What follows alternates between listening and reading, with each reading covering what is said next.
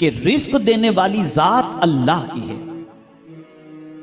اور وہ صرف انسانوں کو رزق نہیں دیتا، جانوروں کو بھی روزی دینے والا وہی ہے، پتھروں کو روزی دینے والا وہی ہے، درخت کو روزی دینے والا وہی ہے، چرند کو روزی دینے والا وہی ہے، پرند کو روزی دینے والا وہی ہے، درخت کو روزی دینے والا وہی ہے۔ ہر ایک کی روزی کا رزاق اللہ رب العزت جل جلالہ،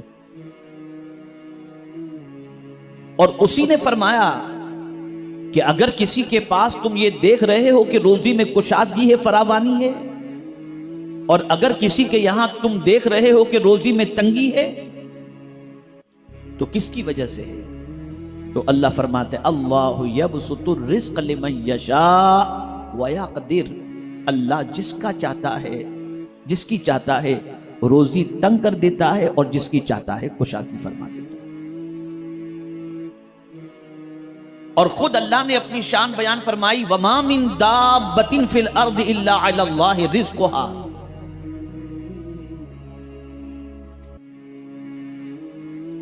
کوئی جاندار ایسا نہیں، کوئی زمین پر ایسا نہیں جس کے رزق کا ذمہ اللہ نے نہ لیا ہو۔ روزی رساں وہی ہے، رزق دینے والی ذات اللہ کی ہے۔ البتہ اس نے ضرور یہ فرمایا کہ گھر بیٹھ کر کے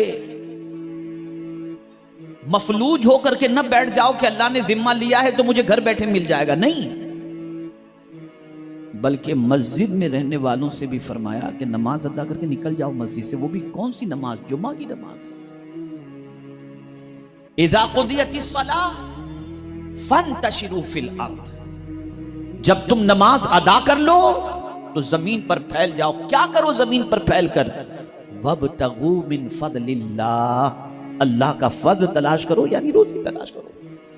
محنت کرنا، روزی تلاش کرنا یہ تمہارا کام ہے، اور روزی عطا کرنا یہ رب قدیر جل جلالہ کی ذمہ ہے۔ تو کوئی سوچے کہ میں بیٹھا رہوں گا، وظیفے کھینچوں گا، اور تکیے کے نیچے سے 1 کروڑ نکل آئے گا، گدے کے نیچے سے 2 کروڑ نکل آئے گا، تو نہیں، وابتغوا من فضل اللہ، نکلو اور اللہ کا فضل تلاش کرو۔ رزق تنگ کیسے ہوتا ہے؟ مندی کا شکار انسان کیسے ہوتا ہے؟ بے روزگاری کا شکار انسان کیسے ہوتا ہے؟ گناہوں کی وجہ سے، نافرمانی کی وجہ سے، اللہ کے ارشاد کے خلاف عمل کرنے کی وجہ سے۔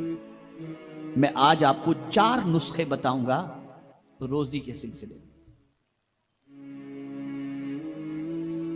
اور ان 4 نسخوں کو آپ ذہن کے اندر رکھو۔ پہلا نسخہ تو میں نے بتایا، آپ روزی کے لیے نکلو، محنت کرو، تلاش کرو، یہ آپ کو کرنا ہے۔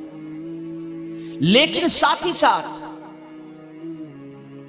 جس آیے کریمہ کی تلاوت کا میں نے شرف حاصل کیا، اس میں رب نے ایک عمل بتایا کہ میرے بندو یہ عمل تم اختیار کرو، تمہاری سوچ جہاں نہیں پہنچتی ہوگی نا، وہاں سے میں تمہیں روزی عطا کروں گا، اور بے حساب عطا کروں گا، یہ بھی نہیں کہ لمیٹڈ، انلمیٹڈ عطا کروں گا۔ اب وہ نسخہ کون سا ہے؟ تو قرآن کہتا ہے وَمَن يَتَّقِ اللَّهَ يَجْعَلْ لَهُ مَخْرَجًا وَيَرْزُقْهُ مِنْ حَيْثُ لَا يَحْتَسِبُ، جو اللہ سے ڈرتا ہے۔ جب کسی بندے کے دل میں اللہ کا ڈر پیدا ہو جائے، ظاہر میں بھی اللہ سے ڈرے، باطن میں بھی اللہ سے ڈرے، اندھیرے میں بھی اللہ سے ڈرے، اور اجالے میں بھی اللہ سے ڈرے، اللہ کا ڈر اس کے وجود پر طاری ہو جائے اور وہ تقوی اختیار کر لے، تو مولا فرماتا ہے ایسی جگہ سے روزی دوں گا جہاں اس کا گمان بھی نہیں پہنچتا ہوگا، بے حساب روزی عطا کروں گا۔ اور آج اگر ہم معاشرے کا جائزہ لیں تو آج معاشرے کی سچویشن یہ ہے کہ آدمی سب سے ڈرتا ہے سوائے اللہ کے۔ اللہ کا ڈر اس کے دل سے ایسا نکل گیا، ایسا نکل گیا، ایسا نکل گیا کہ اس کو یہ خیال ہی نہیں کہ مجھے اللہ کو جواب دینا ہے یا میرا مولا مجھے دیکھ رہا ہے، کچھ بھی۔ اور جب یہ اللہ کا ڈر نکل گیا تو روزی تنگ ہو گئی۔ جب اللہ کا ڈر نکل گیا انسان تنگ دستی کا شکار ہو گیا۔ جب اللہ کا ڈر نکل گیا اس کے مال سے برکت ختم ہو گئی۔ جب اللہ کا ڈر نکل گیا کاروبار مندہ ہو گیا۔ جتنا زیادہ بندہ اللہ کا ڈر دل سے نکال دے گا اتنی پریشانی کا شکار ہوگا، اور جتنا اللہ کا ڈر دل کے اندر پیدا ہوگا اور تقوی اختیار کرے گا مولا صرف اسے رزق ہی نہیں دنیا میں بھی عزت اور آخرت میں بھی عزت عطا فرمائے گا۔ تو تقوی، اللہ کا ڈر، اللہ کا خوف۔ اب اللہ کا ڈر کہتے کسے ہیں؟ اللہ کا خوف کہتے کسے ہیں؟ تو میرے پیارے آقا صلی اللہ تعالی علیہ وسلم کے پیارے دیوانوں، بہت تفصیل سے میں اس پر گفتگو کرنے کی بجائے میں آپ کو سمجھا دوں تاکہ ایک بات بھی اگر آپ نے ذہن کے اندر محفوظ کر لی تو یہ بات آپ کے لیے کافی مفید ہوگی۔ اللہ کا ڈر کس اعتبار سے؟ اس کو پہلے سمجھو۔ اللہ کی پکڑ بہت سخت ہے، ان بطش ربک لشدید، بے شک اللہ کی پکڑ بہت سخت ہے۔ ڈرو کہ میں جو گناہ کر رہا ہوں، اللہ کی نافرمانی کر رہا ہوں، کہیں وہ پکڑ لے گا تو ہمارا کیا انجام ہوگا۔ دوسری چیز یہ تصور دل میں رکھو کہ ہم کچھ بھی کر رہے ہیں اللہ اس سے بے خبر نہیں، اللہ باخبر ہے، سب جانتا ہے۔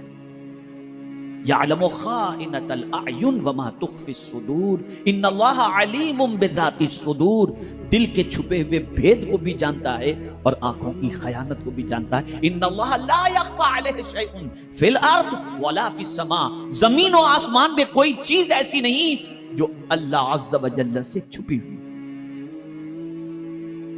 پولیس دیکھ رہی ہو تو جرم نہیں کرتے، اور خدا دیکھ رہا ہے اور بے دھڑک گناہ کر رہے ہیں۔ کوئی اللہ کا ڈر دل میں نہیں۔ وہ کون سی برائی ہے جو آج ہمارے معاشرے کے نوجوان نہیں کر رہے؟ گندی پکچروں سے لے کر، گندے کاموں سے لے کر، حرام کاروبار سے لے کر، کون سی چیز ایسی ہے جس میں اللہ کو ماننے والا بندہ الا ماشاء اللہ ملوث نظر نہ آتا ہو؟ ڈرو اللہ سے۔ تصور دماغ کے اندر بٹھا لو کہ کوئی دیکھ رہا ہو یا نہ دیکھ رہا ہو، میرا مولا دیکھ رہا ہے، میرا رب دیکھ رہا ہے، میرا معبود دیکھ رہا ہے۔ یہ ڈر اگر دل میں پیدا ہو گیا اور آدمی اپنے وجود کو گناہوں سے روکا، اللہ اکبر، میرا رب فرماتا ہے بے حساب روزی عطا کروں گا، جہاں گمان نہیں پہنچے گا وہاں سے میں تجھے عطا کروں گا۔ تو یہ پہلا نسخہ ہے اللہ سے ڈر کا۔ آپ چاہتے ہیں تنگی دور ہو جائے، مندی دور ہو جائے، تو لوگوں کا پیسہ کھا کر کے تنگی دور نہیں ہوگی، حرام کاروبار سے تنگی دور نہیں ہوگی، ناجائز کاروبار کرنے سے پیسہ نہیں آئے گا۔ اللہ سے ڈرو گے اور ڈر کر تم اللہ عز و جل کا فضل تلاش کرتے ہوئے مارکیٹ میں جاؤ گے تو میرا کریم تمہارے لیے رزق کے دروازے کو کھول دے گا، اس لیے کہ یہ اس کا وعدہ ہے۔ پہلا نسخہ یہ۔ اب آئیے دوسرا نسخہ عرض کروں۔ وَأْمُرْ أَهْلَكَ بِالصَّلَاةِ وَاصْطَبِرْ عَلَيْهَا لَا نَسْأَلُكَ رِزْقًا نَحْنُ نَرْزُقُكَ۔ اللہ ارشاد فرماتا ہے اپنے اہل و عیال کو نماز کا حکم دو اور اس پر جمے رہو، خود بھی نماز پڑھو اور اپنے گھر والوں کو بھی نماز کا حکم دو۔ اور پھر اللہ فرماتے لا نسألک رزقا، میں تم سے روزی نہیں مانگتا، نحن نرزقک، میں تمہیں روزی عطا کرتا ہوں۔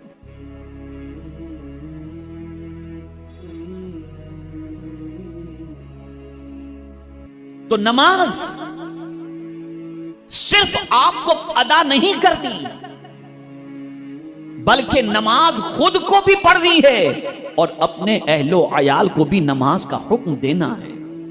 اور جب کوئی خود نماز پڑھتا ہے اور اپنے بیوی بچوں کو بھی نماز کا حکم دیتا ہے، اس پر اسے جو تکلیف ہوتی ہے اس پر وہ صبر کرتا ہے، تو میرا مولا فرماتے ہیں نحن نرزقک، میں تمہیں روزی عطا کروں گا۔ آج ذرا دیکھ لیجئے کتنے لوگ ہیں جو نماز کی پابندی کرتے ہیں، کتنے لوگ ہیں جن کو یہ فکر ہے کہ اپنی اولاد کو ہم نماز کا حکم دیں۔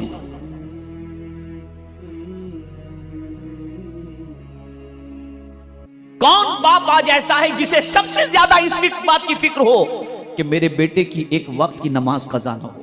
نہیں، پڑھا تو ٹھیک ہے، نہیں پڑھا تو کوئی بات نہیں، کوئی ٹینشن نہیں۔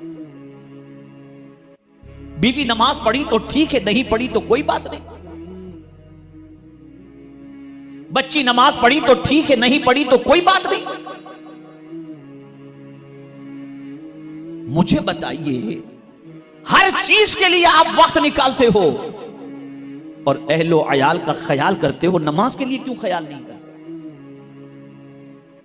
ہونا تو یہ چاہیے کہ اللہ کا ایک مرتبہ کسی چیز کا حکم مل جائے تو وہ ہمارے لیے کافی ہے کہ اس کا ایک مرتبہ آرڈر مل گیا، ہمیں اس پر عمل کرنا چاہیے۔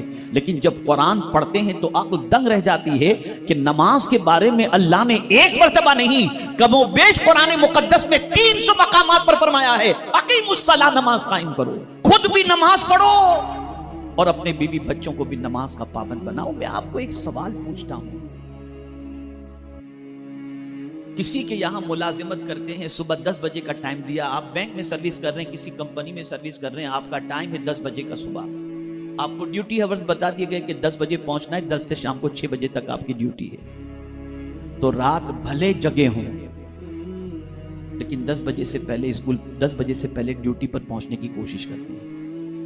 معلوم کر لیتے ہیں کہ راستے میں ٹریفک تو نہیں ملے گی، یہ وقت رش کا تو نہیں ہے، اگر ہے تو 10 منٹ پہلے نکل جاتے ہیں تاکہ ہماری ڈیوٹی کے ٹائم میں فرق نہ پڑے۔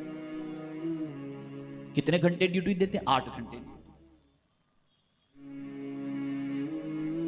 میں ایک سوال آپ سے پوچھنا چاہتا ہوں، بچوں کے سلسلے میں آپ دیکھیے، 7 بجے کی اسکول ہے یا 8 بجے کی اسکول تو ماں 6 بجے اٹھ جائے گی، بچے کے کپڑے پریس کرے گی، بچے کے جوتے پالش کرے گی، بچے کو تیار کرے گی، بچے کو ناشتہ کھلائے گی، بچے کو سب کچھ کرے گی، تیار کر کے بس اسٹاپ پر لے جائے گی، جہاں بس آتی لے جا کر بٹھا دے گی تاکہ اسکول کی بس نہ چھوٹ جائے اور بچہ اسکول میں لیٹ نہ پہنچے۔